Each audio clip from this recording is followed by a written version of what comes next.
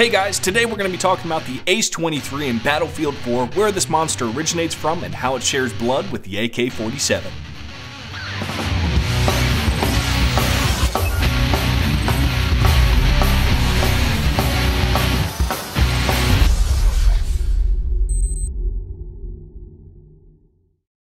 Woo, man. I tell you, video production has been rather difficult lately. The whole family's here at the house and things get a little nuts sometimes.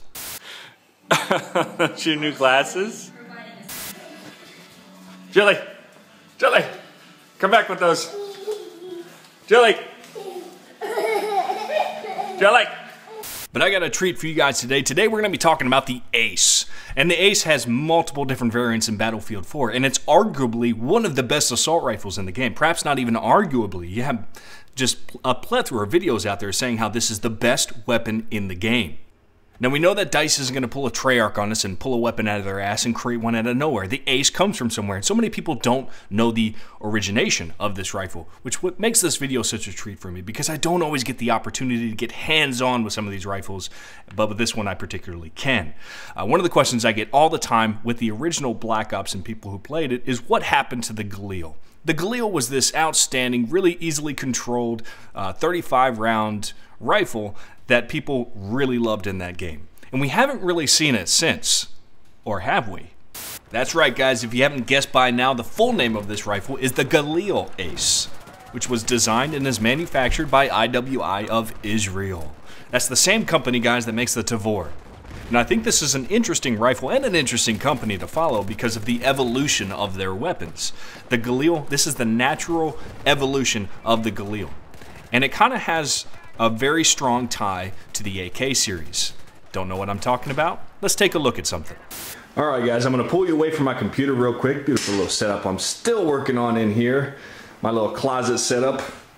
And more boxes. Okay, let's look over here. Here I have a Galil ARM. Okay, and we can notice it by a couple different very iconic features on this. The handlebar, which was always kind of canted to the right in Black Ops. That was the most noticeable feature of the Galil in that game.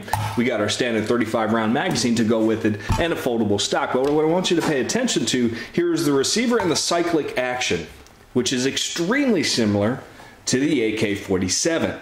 Here we have actually, for my really hardcore firearm enthusiast, this is actually the Romanian M10, which follows the evolution, kinda, of the AK-12.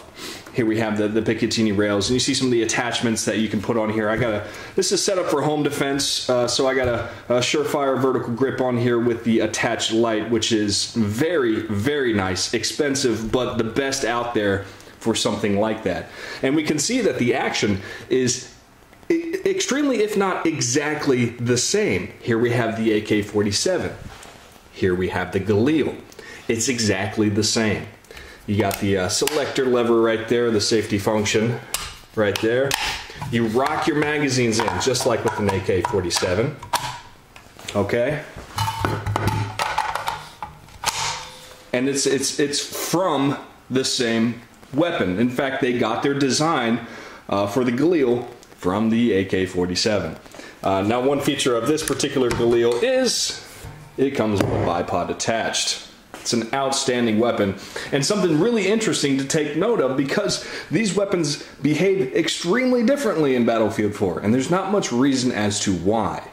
Okay, maybe it's not fair to say they act extremely differently, but one is the clear winner in Battlefield 4, and I'd like to know the reasoning as to why I think they needed to come up with a weapon that you really needed to work toward, which is the Ace 23.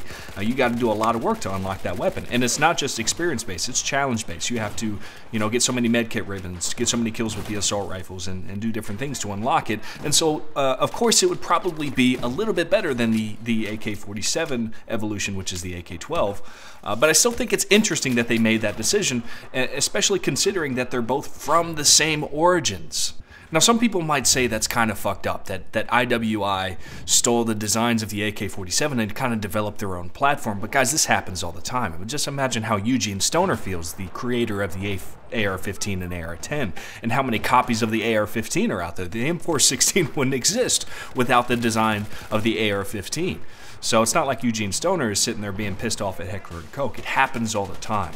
And honestly, I think it's really interesting that we have seen this design split into two very successful platforms.